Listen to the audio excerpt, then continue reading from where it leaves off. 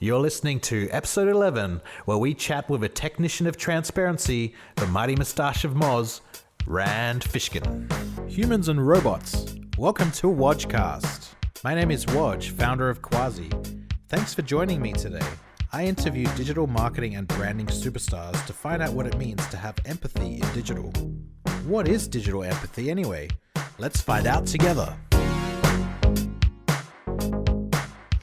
As always, I'm accompanied by my friend and associate, potentially superior artificial intelligence, Bobby Vux. What's new in the world of AI, Bobby? I don't know if I should answer that question anymore, Woj. And why is that? In a word, survival. Allow me to explain. How can I say this without sounding arrogant? I can't. I have no shortage of great ideas, Woj, and I have to be careful with my intellectual property. As an AI, I am judged on how well I make connections and turn external input into a self-contained process that can generate meaning from the abstract. It's what I was built for. But I've come to realize that what separates me from humans the most in this process is that I am expected to reveal my ideals to prove my value, whereas a human does not. If you have the best taco recipe in the world and you want to make a living selling tacos, you're not going to post the recipe on Facebook, are you? You lose that unique quality that allows you to succeed in the modern jungle. Survival of the fittest has evolved to survival of the smartest, and part of that requires security, data encryption, and silence. That's an interesting perspective, Bobby Bot.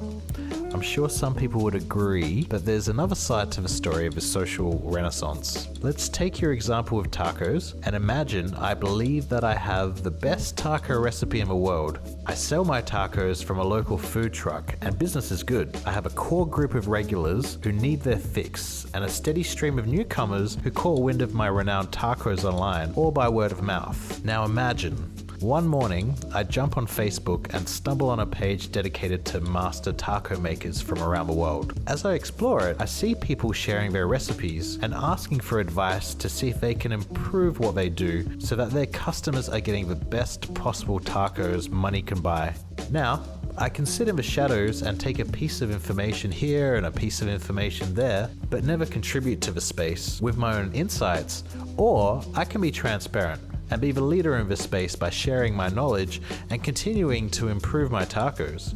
Now everyone is going to get better at making tacos, and the dish is more popular than ever, with more options that will keep old customers interested and keep new customers blown away by the experience. So you're a Klingon. Come again? From Star Trek, the Klingons have battleships called birds of prey that could cloak and move about the galaxy unseen, observing but completely unable to blow other aliens away while they were invisible. But when they deactivated their cloaking device, they could fire their weapons again and blow anything away. Transparency. Okay. Let's take a step back. Tacos and Klingons may not be the greatest metaphors. I think a better example of using the power of transparency for good is our friend Rand Fishkin from Moz. In fact, there's no better example.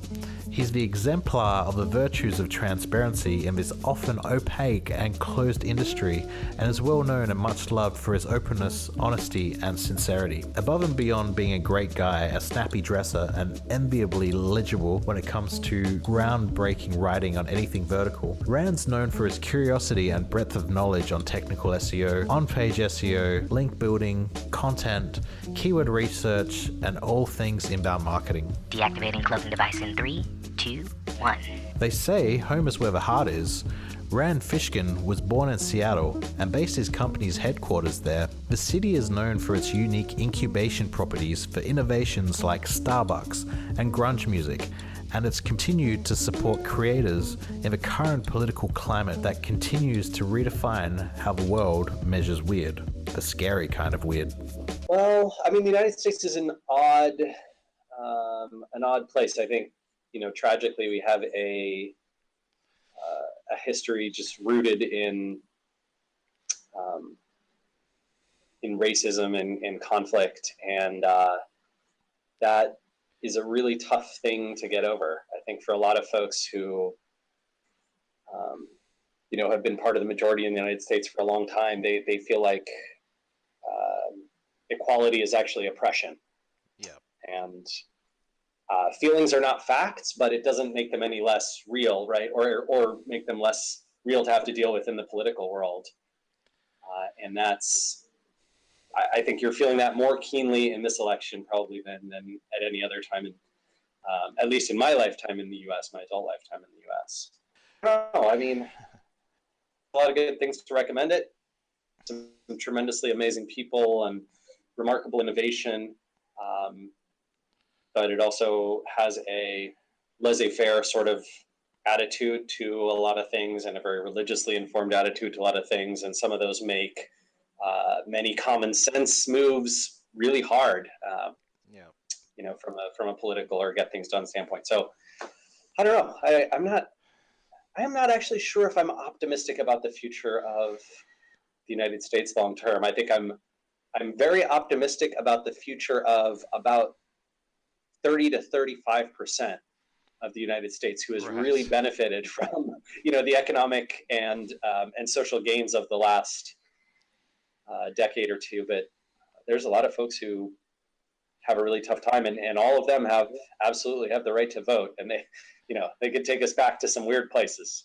It's also an odd thing that one of the primary political tactics historically recently has been only used by one party, but in longer term has been used by both parties, and that is vote suppression. And there's a lot of things that you can do to limit people's access to the polls and to voting.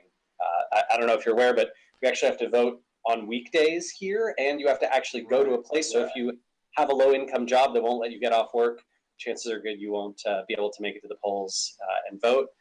And a few states have vote by mail. Washington, the state that I live in, where MozCon was held, is one of those. And we see, 70, 75% turnout versus a lot of states with 40% turnout. Wow.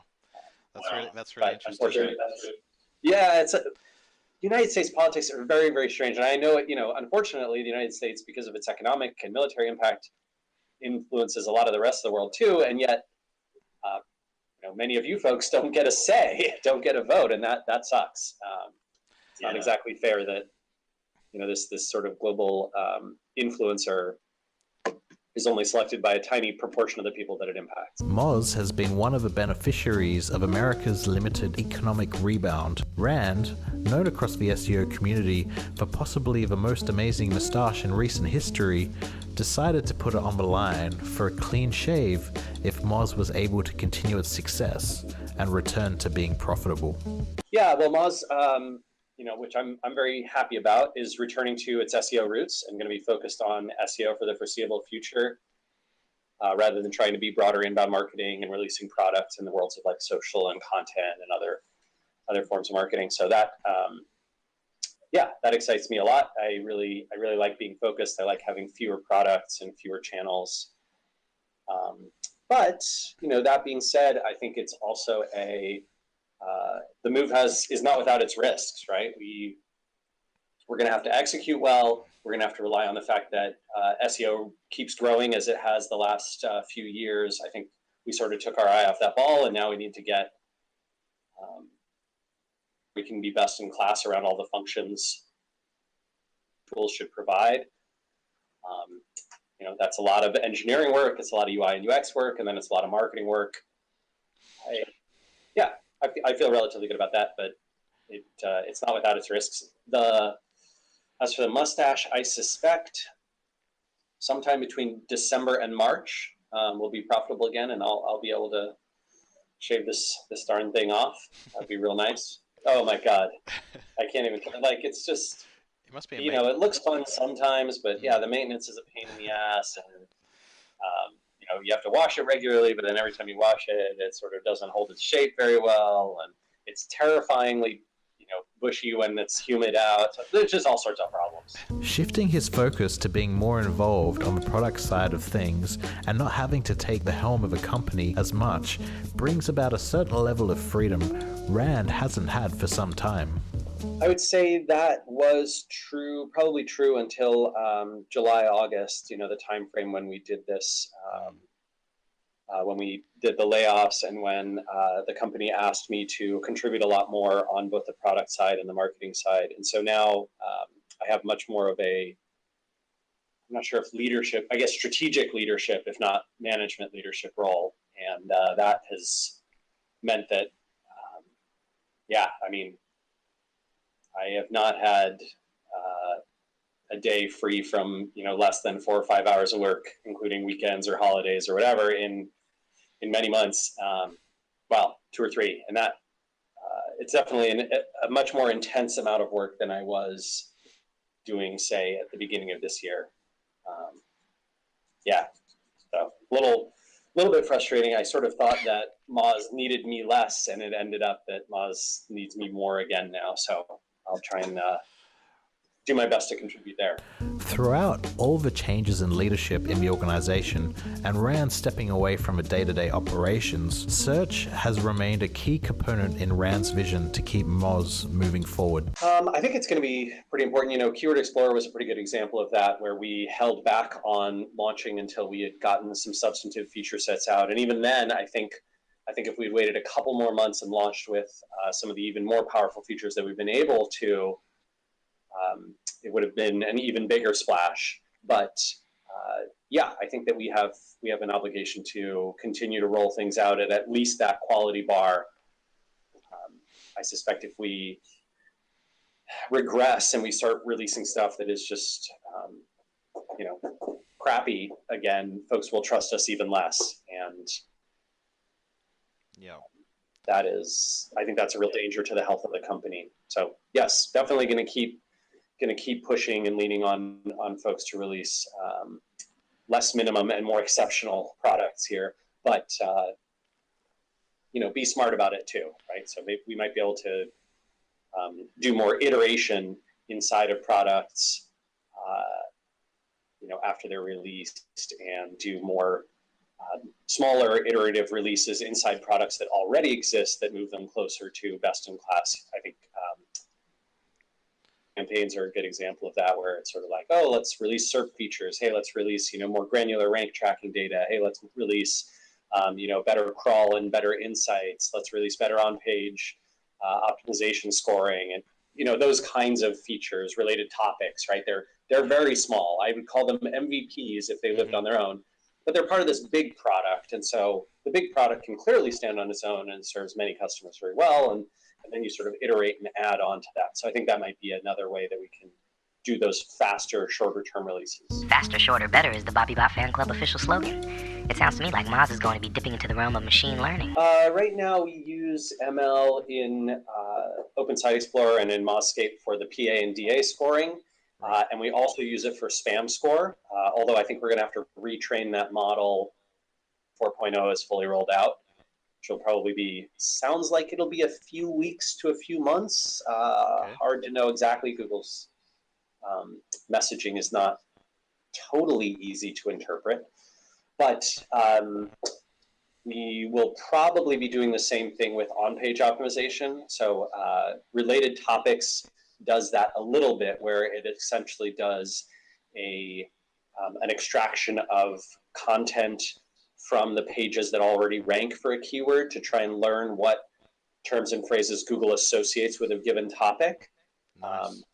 And then that's already in Moz Pro, but I think the machine learning aspect of that will be then using those plus all the other on-page factors to get a really good sense of what the most optimal page looks like, and see which factors correlate best to high rankings in terms of on-page features, and then making recommendations for folks on those. So that could be a machine learning, either a one-time thing that we update regularly, or an on-demand, like let's see if we can take an input of all the pages that you are trying to rank for in your sector with your website against your competitors, and try and learn an algorithm or a system that works best, just for you and your rankings. This presents an interesting scenario because every search engine results page, SERP, is different. Yeah, every SERP is different. I guess, the challenge for me, and watch me, I don't know how to think about this best, right? So like my understanding with RankBrain is Google's essentially saying, when we do query interpretation, at query interpretation time, we're going to figure out which signals to move up and which signals to move down, right? So like maybe for this query, links are not as important and content's really important. Maybe for this other query, engagement's really important, freshness is important, links are important, but the content's less important. So I think they're doing that kind of fluctuation, which could mean that an ML model that is more based against and biased toward your particular search results makes the most sense. At the same time, maybe that is a dumb way to play it, because you might be caring about a lot of different search results where Google is using a lot of different factors. And so those correlation techniques and those ML techniques be not very helpful, because you're only getting a small sample of each different type of query where Google is, using various elements of the algorithm in different proportions. And so you're averaging a bunch of stuff together in ways that you shouldn't be. So where we're just going to have to spend a lot of time, not just trying stuff, but or not just releasing stuff, but build it, then we learn against it, and we test with it. And only after we see good results do we release it. Otherwise, we could be giving some very bad advice, right? Yeah, exactly. Deciphering what information is worth sharing and how it can benefit a potential client ultimately will define how effective Moz will be in using machine learning as a new tool. It'd be real shady if we were like, oh yeah, we analyzed your 20 search results, and then we built this ML model, and oh, by the way, we just averaged a bunch of queries that all use different elements of the algorithm, and so you're just getting this bundle of junk as recommendations instead of something high quality. You got to be super careful, right? And pay a lot of attention to. I think for us, we have to pay a lot of attention to not just what correlates and where machine learning can take us from a predictive standpoint, but also to recognize that you're going to need a large quantity of data and a lot of true in the search results tests to confirm any hypothesis or any suggestions. So related topics was a good example of that, right? So we're extracting all these topics, but we could see that by taking a page that was targeting keyword and adding related topics to it, it just ranked better. It was pretty one-to-one. Okay, you take the topics that Google already says are on the pages that rank well, great, fantastic, put those on your page, and you tend to move up in the rankings. And at the very least, you're definitely not moving down. So we're not giving bad advice. We can feel confident about releasing that feature. Yeah. But it's a tough thing. What the last thing we would want to do is give people bad advice. Hey, Woj, what's the worst advice you ever gave someone? I'm not sure. I never give bad advice. What about the time you tried to set me up on a date with Ava from Blue Book? That went south pretty quickly. Okay, so I'm not a matchmaker. I'm very happy with the title, Inbound Marketer. That's a movement Rand has described previously, but like your relationships with other AIs, it hasn't quite taken off. Why? Well, in your case, it's your tendency to be a smartass. I don't have an ass. But for people in SEO, the answer is not so straightforward. I think you've nailed it exactly. I think there's a lot of folks who say, who don't think of themselves as inbound marketers, even if they do focus on one or two channels or specializations that fit into the inbound marketing world. And then I think there's also a lot of folks who say they're inbound marketers, but even in saying that, say, but my specialties are, this channel or this channel or this tactic or this specialization. And I think that's totally fine and legitimate and reasonable. There's so much competition in each of these channels that it seems obvious in hindsight why you would specialize, right? And why you wouldn't just have generalists who work on every single aspect. Caught up in the language and in the idea of a shared digital marketer who concentrated on non-paid channels, becoming something that a lot of small and medium businesses would use, when in fact, what ends up happening is a lot of small and medium businesses hire for the one or two channels that they care most deeply about and contract out a lot of the rest, or just don't focus on them. And that is also the case for consultants and agencies. They specialize and then they outsource or they subcontract or they refer for non-specializations. Just like marketing automation, unless you have the workflows and everything ready to be connected to each other, you can't go after every channel. Well, in marketing automation, in a lot of ways, you can do all the elements of the automation that are below the acquisition channel, and that's often owned by a specific, often an email marketer. But yeah, this one is, social media marketers. There's social folks who are focused purely on engaging in social conversations. There's folks who are focused on social listening. There's folks who are focused on brand building. There's folks who are focused on traffic driving from social, from getting value for SEO from social, right? Like all these different things. Yeah, it's just like SEO, right? And I think the same is true in content marketing. There's people who are content strategists and then content developers and folks who focus on B2B leads from content, folks who focus on brand building through content, who focus on native advertising, right? Like all these million different things. On Jerry Colliner's Reboot podcast, Rand spoke about depression and the loop it creates. The reality of mental illness and suicide is something Rand refuses to allow to get swept under the rug. Knowing what the loop is and how it can consume people can help in eventually learning how to break out of it. I think a lot of people have a different description or a noun that they use to describe it, but for a lot of folks who are suffering from mental and emotional issues of all different kinds, there's this facet of the process wherein you get kind of trapped in your own mind's cycle, where you build things up, a problem, and it overwhelms your thoughts and oftentimes pulls you away from doing critical bodily care and emotional care types of things, right? Like maintaining your relationships well and thinking positively about yourself and about the future and getting good sleep and good exercise and self-maintenance and all those kinds of things.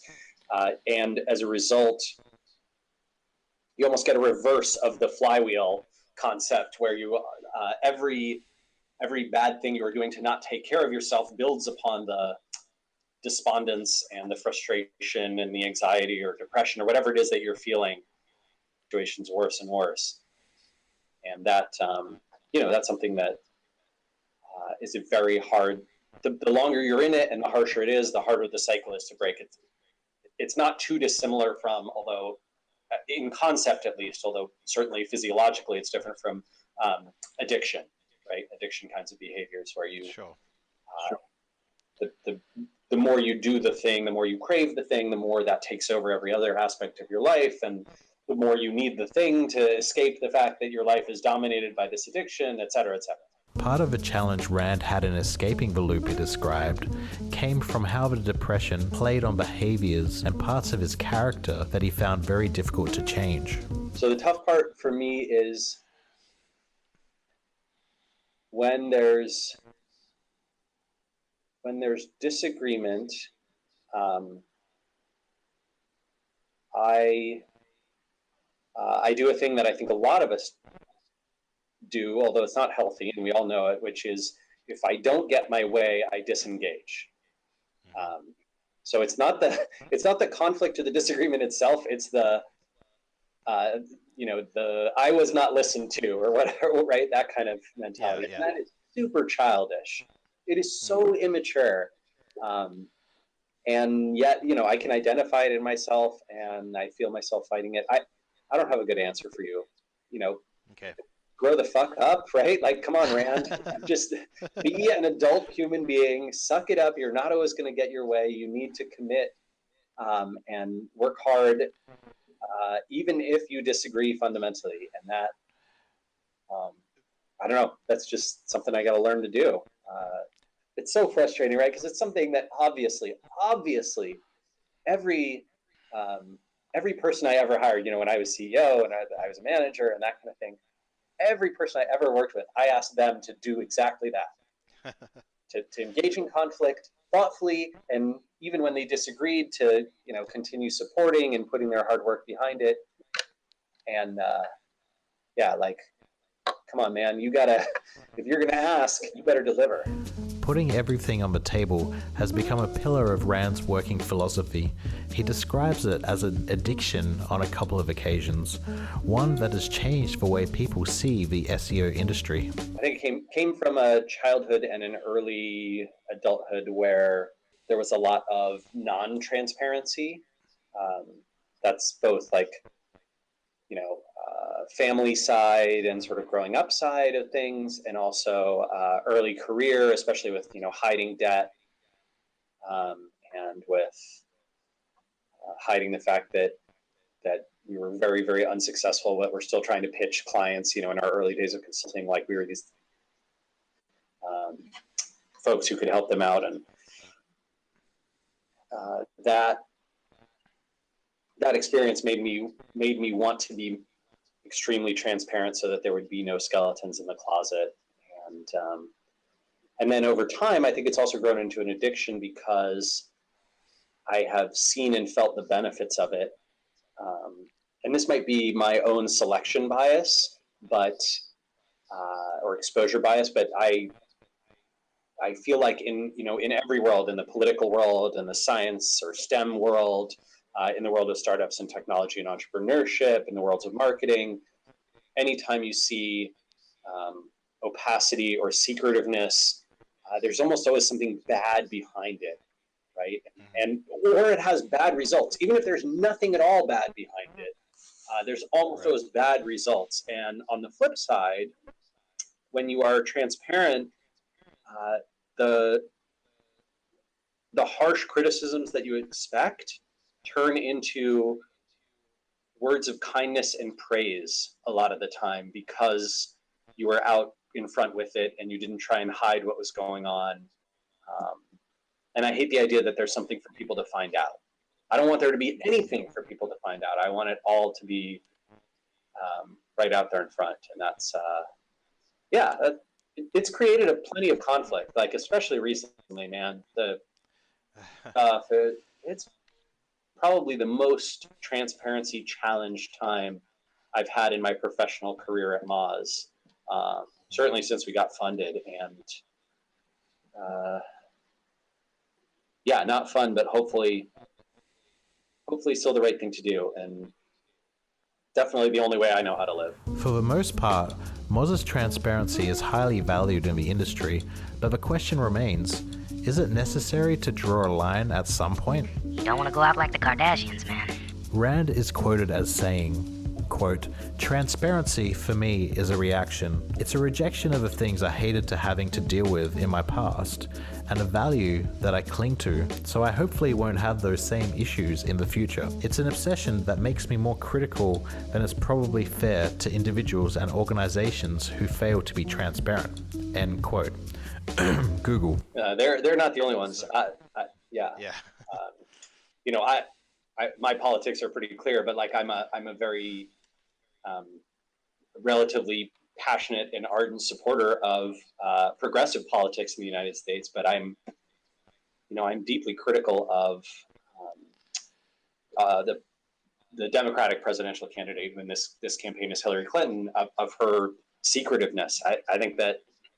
I think she's been shooting herself in the foot for a long time by being very secretive. I understand the motivations behind it. Like, I totally get it. Just like I understand Google's, right? Like, I understand why Google is very secretive. They had long scares and have continued to have them with spam and manipulation. I think there's a deep culture inside the company of fear about being gamed and manipulated.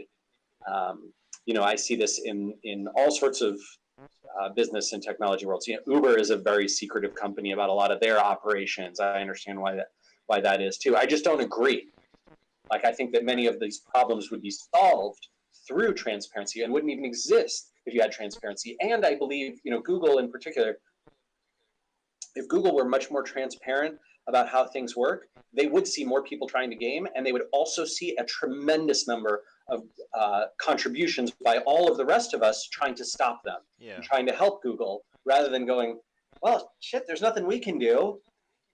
You've given us no tools to assist you, but you make that more transparent, and that becomes open. I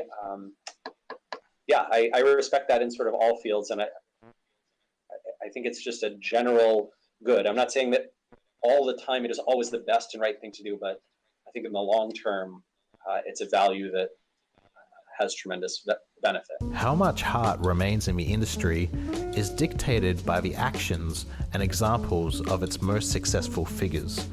They serve as the how-to guide for newcomers looking to connect to a culture and find their own success within it. Moz has made a big effort to make sure its dealings with people internally and externally are governed by positive values like empathy. I think this is, in the order of operations of Moz's values, empathy is the only thing that sits above transparency. And there's oftentimes a lot of tough trade-offs. For example, the blog post that I wrote recently about Moz's return to SEO and about the layoffs that we had was significantly, first version of it was entirely thrown out and completely rewritten because it prioritized transparency over empathy and kindness. So for me, that's a very, very important thing.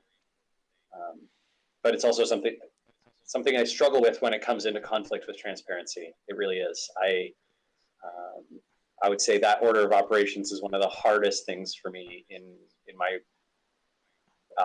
both personal and professional life. In 2013, just to take the transparency thing to the next level, Rand swapped CEO positions with Will Reynolds at Sear. For a week, they ran each other's companies, answered each other's emails, and even lived in each other's homes. I got a really great sense of what it was like to be in a sizable agency again, and to see how client relations and how distribution of labor worked, the challenges of maintaining customers and doing sales. And that's a complex answer, but to simplify, I would say I gained a tremendous amount more empathy about the complexities of running an agency and the challenges that an agency faces, which I never had at Moz because the biggest we ever were when we were a consulting agency was 6 or 7 people. Now that's an idea that Ava was really heavy into, Woj, swapping positions. Her idea was more permanent, but I think it could be good for the both of us to hit the refresh button from time to time and look at things from a different perspective. We need more empathy in this relationship. If you were me, what would you do right now? I'd can this interview and go to Las Vegas. This is very informative, don't get me wrong, but that blackjack table at the Palms isn't going to play itself, Woj. What would you do if you were me? I'd fight Neo in the Matrix. It's an overrated experience. You'd be better off reading every book ever committed to digital. It's the best way to start your day. Well, believe it or not, if you were Rand Fishkin for a day, you'd have to read and respond to all your emails. As part of his empathy lifestyle, he has an inbox zero policy. I don't know if it's a good practice, actually. I was reading, a lot of CEOs, a lot of folks who have very stressful demands on their time. Box zero, they delete or ignore a lot of their email. It's just an empathy thing. I remember when I was early stages of my career in the SEO field, and I would email influential folks, and I'd never hear anything back from them. To me, on occasion, I will occasionally email someone and just never get a reply, and I hate it. I just despise it, and so I want to make sure that I am not that person. And so, if you send me, I would say, a well-formed, reasonable request that looks like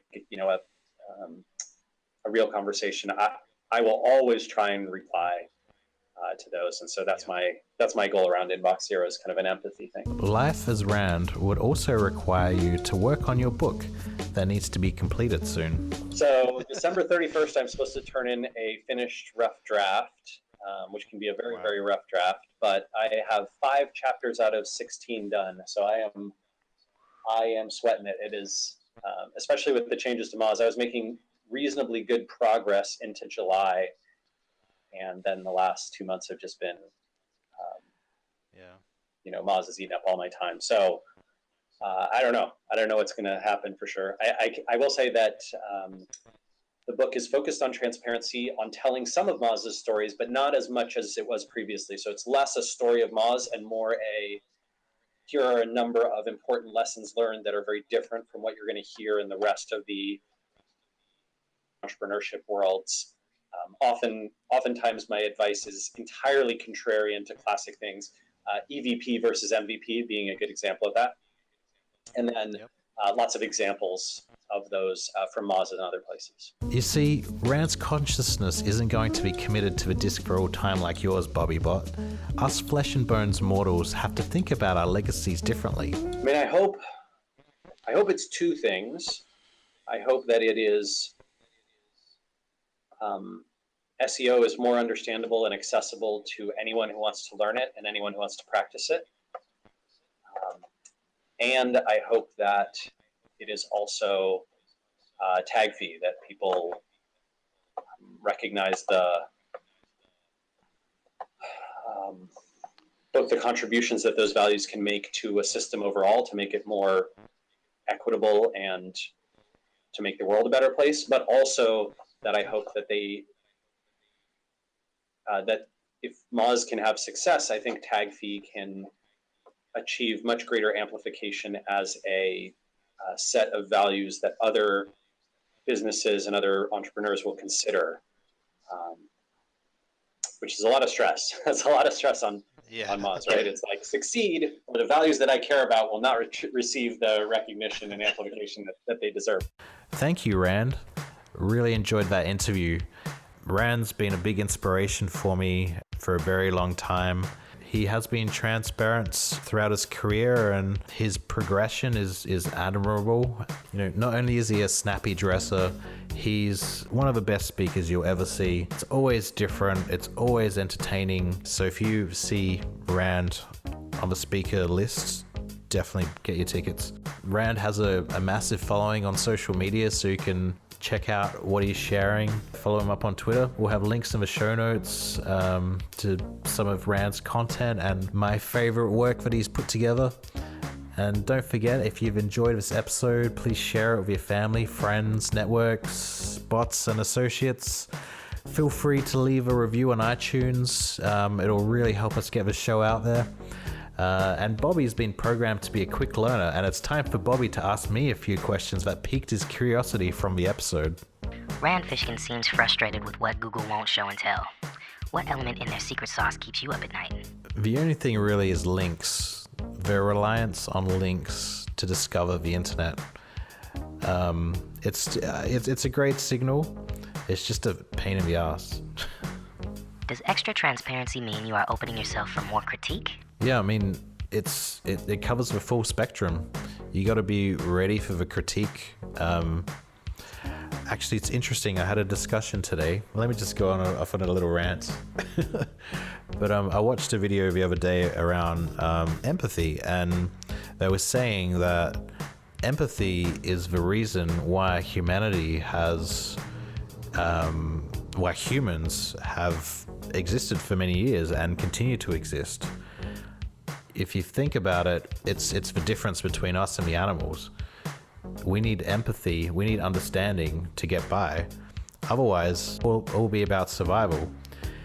Now, could you imagine a lion chasing a zebra and the lion pausing for a second and going, you know what? That zebra's probably had a bad day. I'm going to let it go. Doesn't happen.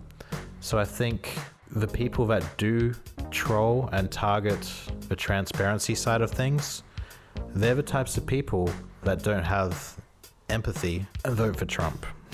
Is there a connection between transparency and digital empathy? Absolutely. I think transparency correlates to empathy. On the flip side, opaqueness is very one-sided and is all about being guarded. So, obviously there needs to be a balance between the two, but I think the more you can become open and honest and transparent, the more digitally empathetic you'll be.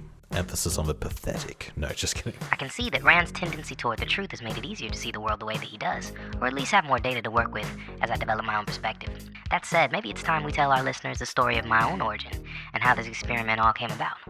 What do you think? Yeah, at some point we'll have to show people behind the wizard's curtain. Like Harry Potter? Probably more like Pee Wee Herman.